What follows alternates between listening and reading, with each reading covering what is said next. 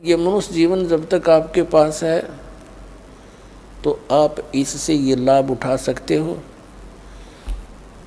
क्या बताया है कि लोहे जैसा ताव जात है, ये काया दे सराही, और तीन लोक और भवन चतुर्दश सब जग सौदे आही। जैसे कारीगर लोहे को गर्म करता है, उसको इतना गर्म कर देता है बहुत अधिक, और फिर उसको निकाल कर तुरंत उस पर चोटें लगाता है।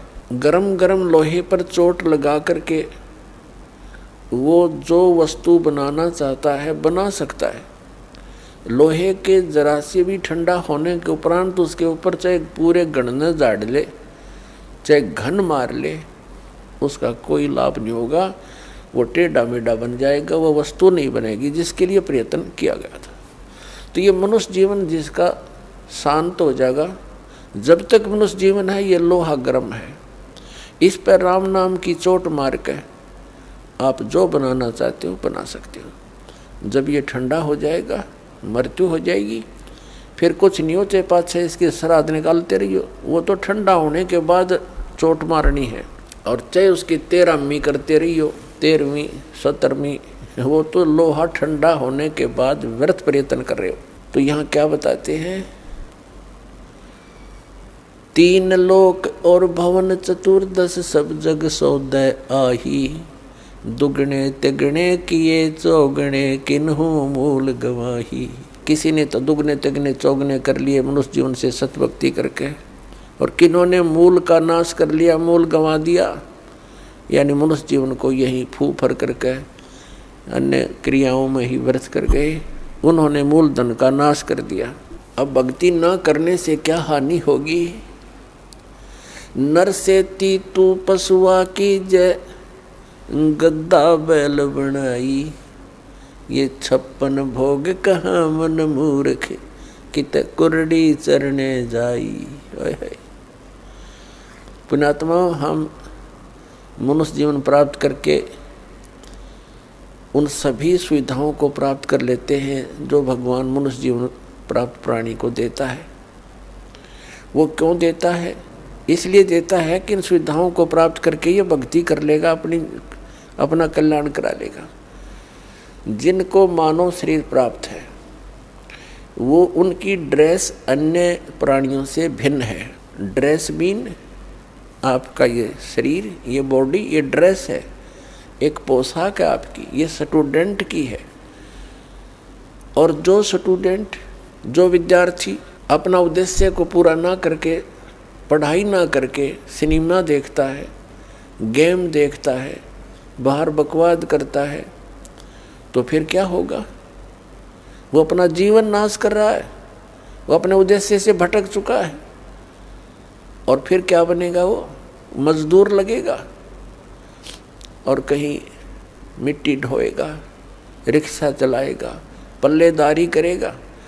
जिस उद्देश्य से वो विद्यालय में गया था उससे चूक गया, वो लाभ प्राप्त नहीं कर सका। ठीक इसी प्रकार आप जी, जिनको भी मानव शरीर प्राप्त है, चाहे वो रिक्शा चालक है, चाहे कोई मजदूर है, चाहे कोई धनी व्यक्ति है, चाहे अधिकारी कर्मचारी है, या कोई मंत्री, प्रधानमंत्री, मुख्यमंत्री, राष्ट्रपति है, ये सब स्टूडेंट हैं। और जो ये भक्ति साधना नहीं कर रहे, वो अपने उद्देश्य से भटक चुके हैं। माता पिता से प्राप्त उस धन का वो दुरुपयोग कर रहे हैं। हमारा माता पिता कौन है?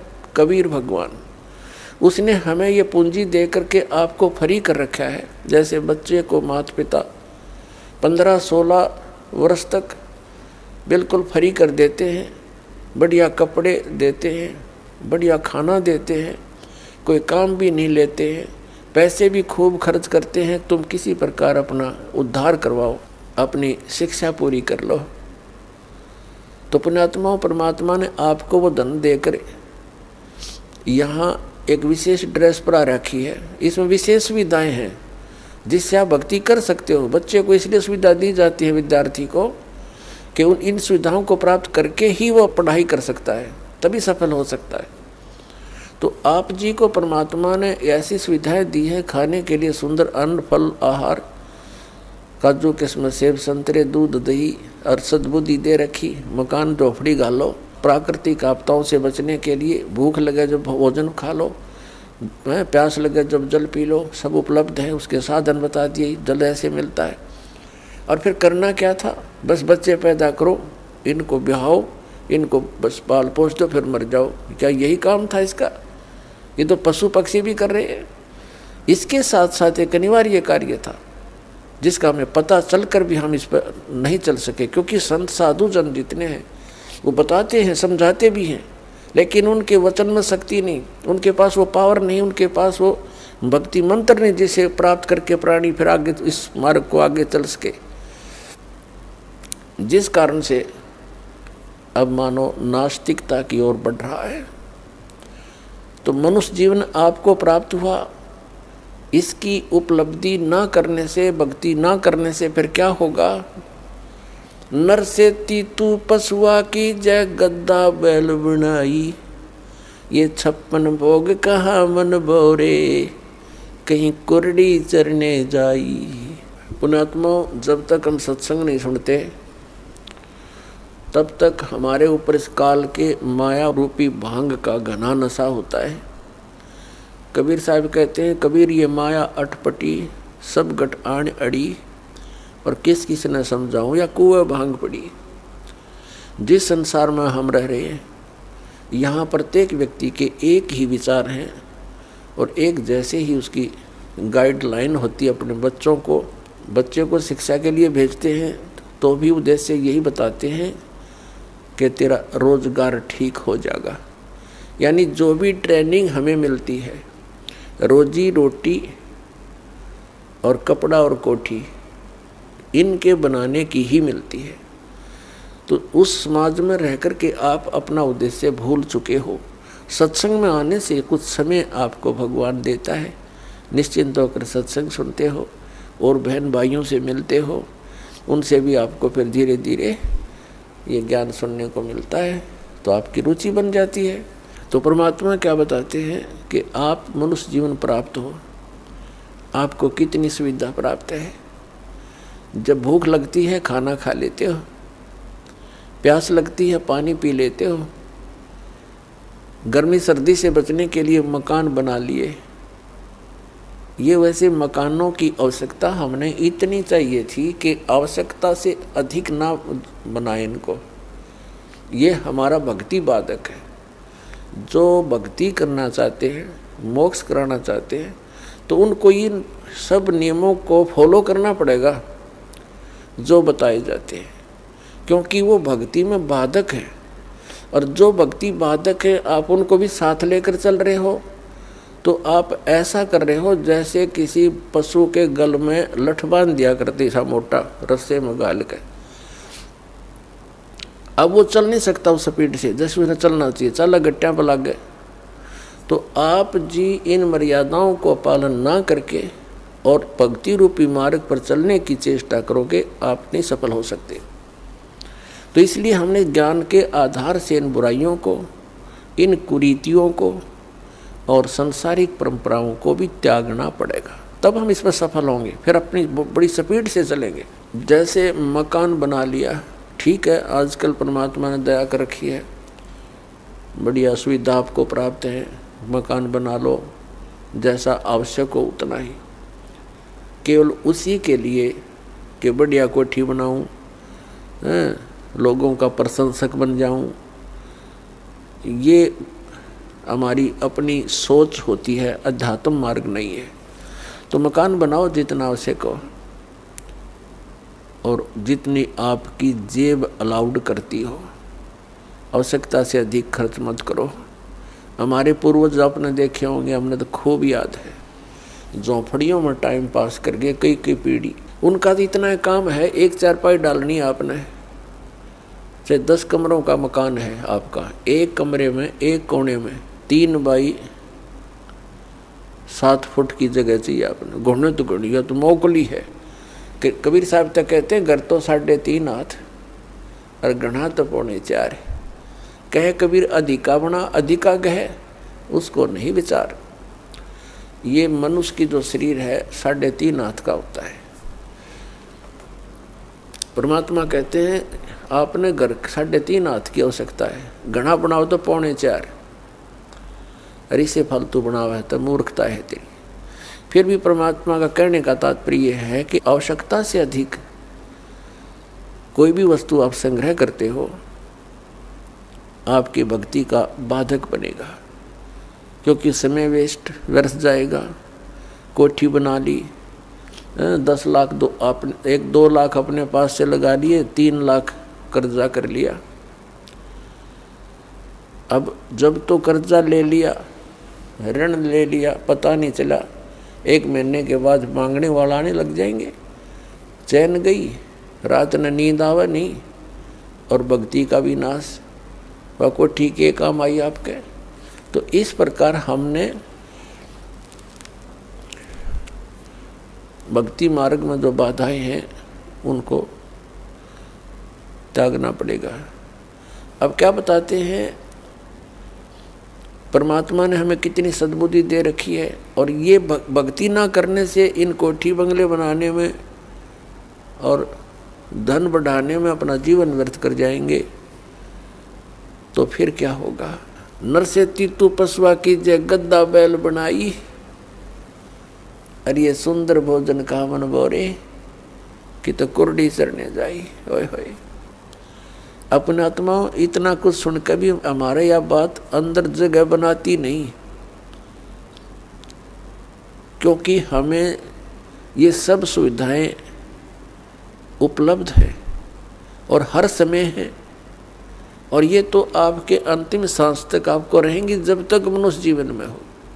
क्योंकि माता पिता बच्चों को जब तक वो कॉलेज स्कूल नहीं छोड़ता वो सुविधा देता ही रहता है, और जो बच्चा उसका सदुपयोग ना करके आता है तो फिर वो बहुत दुख उठाता है। तो इस प्रकार इस सत्साधना भक्ति करने से मोक्ष होना था, जहाँ जाने के बाद फिर लौटकर कभी संसार में नहीं आते, वहाँ हमें बहुत सुख होना था।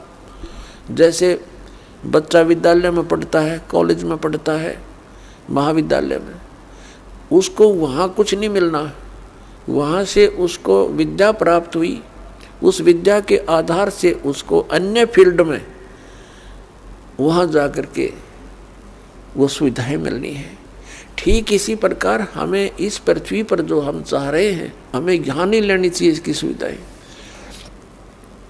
ये तो कॉलेज में मौज मार रहे हैं हम, ये सोच लो पृथ्वी की कोई भी वस्तु हम डिमांड कर रहे हैं या इसी में लगे रहे हैं, भक्ति की नहीं, तो हम कॉलेज में मौज मार रहे हैं, वो बहुत हानिकारक होगी। इसका लाभ हमें सतलोक में मिलेगा।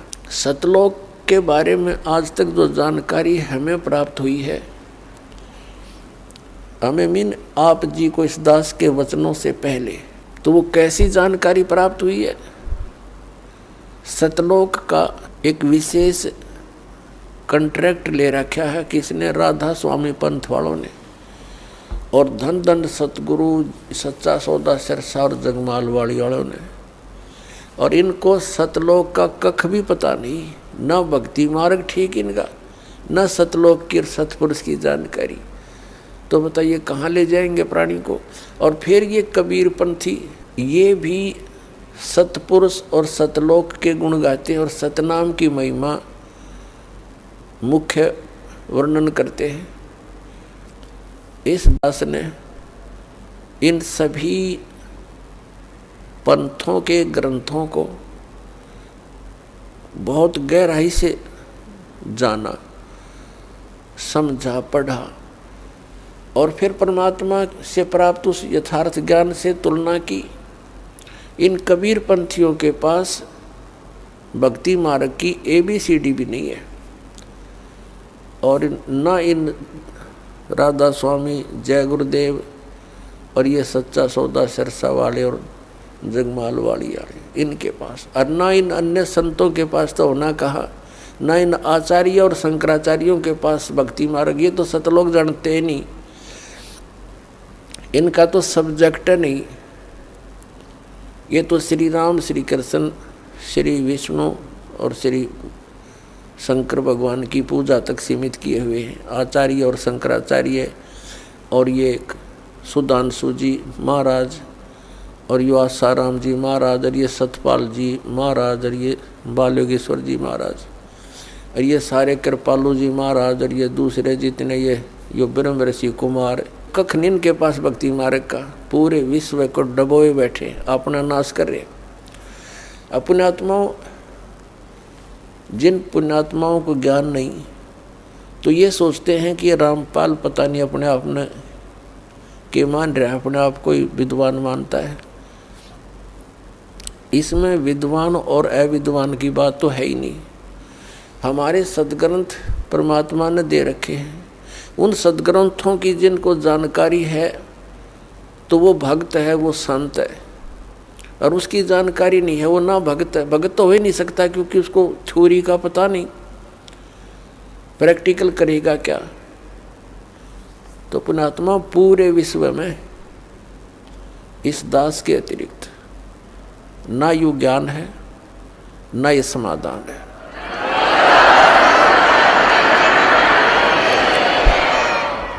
ये वचन प्रथम बार कोई सुनता है तो उसको खटकते हैं, लेकिन समय आने पर ये अच्छे भी लगेंगे, मीठे लगेंगे। एक बार परमेश्वर कबीर जी ने गोरखनाथ जी से वार्ता करते समय कहा था कि गोरखनाथ मैं सबन का गुरुआ। परमात्मा ने कहा था मैं सबका गुरु हूँ, उस्ताद इस अध्यात्म मार्ग में। तो गोरखनाथ जी कहने लगे तो मेरा वचन मोह लग गया कड़ुआ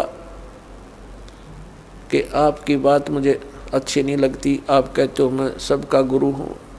तो परमात्मा ने कहा कि कड़ुआ लगे सो मीठा होई, हमारी बात पतीजे जोई। पतीजे माने विश्वास करें। परमात्मा ने कहा था ये जो कड़ुआ लगे सो मीठा होई। आज आपके गले नहीं उतरी ये बात कि मैं सबका गुरु हूँ, मैं सदगुरु हूँ, वो अलग बात है, लेकिन कड़ुआ लगे सो मीठा होई, हमारी बात पतीजे जोई। विश्वास करो, मैं जो बता रहा हूँ इस पर करके देखो, अध्ययन करो, सदग्रंथों को चेक करो, फिर ये बात आपको सच्ची महसूस होगी जो दास ने अभी कहा था। तो प्रसंग जो चल रहा है वहीं आते हैं। ये जितने भी हैं, विशेषकर राधा स्वामी पंथ, जय गुरुदेव पंथ, ये सच्चा सौदा सिरसा वाले और जगमाल वाली वाले और ये ठाकुर जी वाले, एक दनौद भिवाड़ी वाले, ये सारे नरे बबुल के बीज उग गए, पेड़ उग गए। अपने आत्माओं ये बताते हैं कि सतलोक में परमात्मा निराकार है, और इन्हें ना सतलोक का पता। सतलोक क्या है? कहते हैं वही सतलोक, वही सतनाम, वही सार नाम, वही सार शब्द और वही सतपुरुष, वो सतलोक ही है, वो निराकार है, चेतन प्रकाश है। और इनका ये सभी कबीर पंथियों का और सभी इन राधा स्वामी से निकली हुई उनकी ब्रांचों का, जैसे सच्चा सौदा सिरसा और जगमाल वाली और ये ठाकुर जी जय गुरुदेव जी वाले, इनका मानना है कि मोक्ष प्राप्त प्राणी सतलोक के अंदर उस परमात्मा के प्रकाश में ऐसे मिल जाती है वो आत्मा जैसे बूंद समंदर में। एक रांजड़ी गांव जम्मू के अंदर एक नया संत मिला जिसका नाम है मधु परमहंस, और वो भी कबीर पंथी कहलाता है। और सतलोक को कैसे डिफाइन करता है? सृष्टि रचना सुनाते समय उसने क्या बताया है कि पहले परमात्मा गुप्त थे, फिर उन्होंने एक शब्द उच्चारण किया, उससे एक अद्भुत प्रकाश बन गया। उस प्रकाश के अंदर फिर परमात्मा अमर पुरुष समा गया, वो अमरलोक हो गया। फिर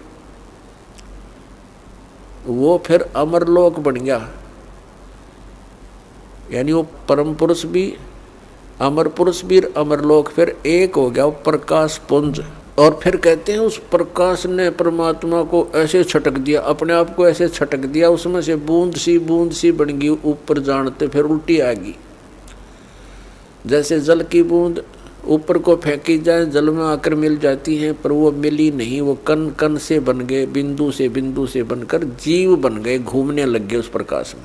वहाँ जाकर मोक्ष प्राप्त, उसके हिसाब से मोक्ष प्राप्त प्राणी वो हंस बनकर जाते हैं और वो डॉट बिंदु बनकर ऐसे घूमते हैं जैसे मछली जल में उस प्रकाश में भटकती है।